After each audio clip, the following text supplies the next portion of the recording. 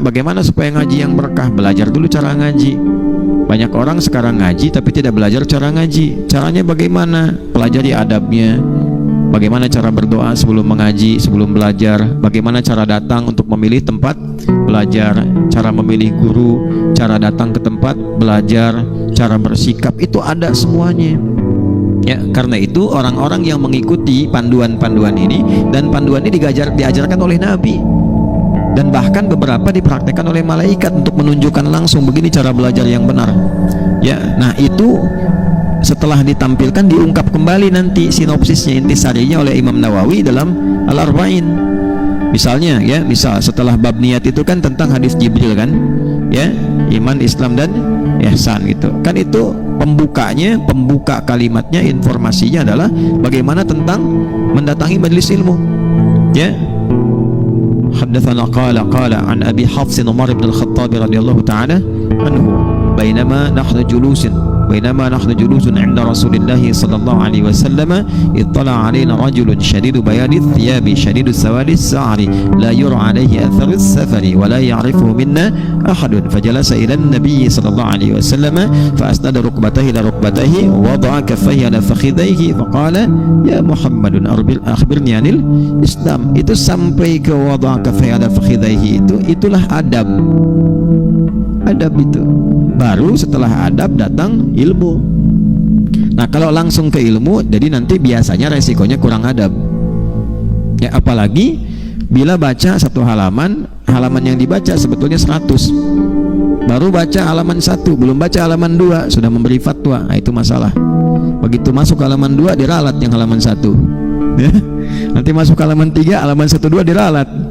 Gitu ya. Nah, kenapa? Karena tadi lupa, adab belum diikuti. Bainama nahnu julusun 'inda Rasulillah sallallahu alaihi wasallam, itu kata Umar tatkala kami sedang duduk-duduk santai bersama Rasulullah sallallahu alaihi wasallam. Bainama ketemu julus jadi santai.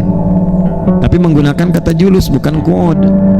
Umar tidak mengatakan bainama nahnu qu'udun, itulah fasihnya Umar. Umar itu fasih, banyak sekali hafal syair-syair dari masa jahiliyah. Ya. Julus itu dari kata jalasa, berpindah dari rendah kepada ya tinggi. Lawannya qa'ada, pindah dari tinggi ke rendah. Sifatnya qu'ud. Makanya kalau kita tidak mampu menunaikan sholat berdiri, duduk menggunakan qu'ud. Perhatikan diksi Al-Quran begitu luar biasa detail dan presisi. Bahasa sekarang tepat, akurat. Ya. Fa idza qadaytumus salata fadhkurullaha qiyaman wa qu'udan, bukan julusan.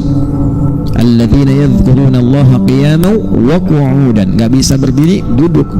Kalau julus pindah rendah ke tinggi. Kita sekarang duduk di karpet, diminta pindah ke kursi yang tinggi.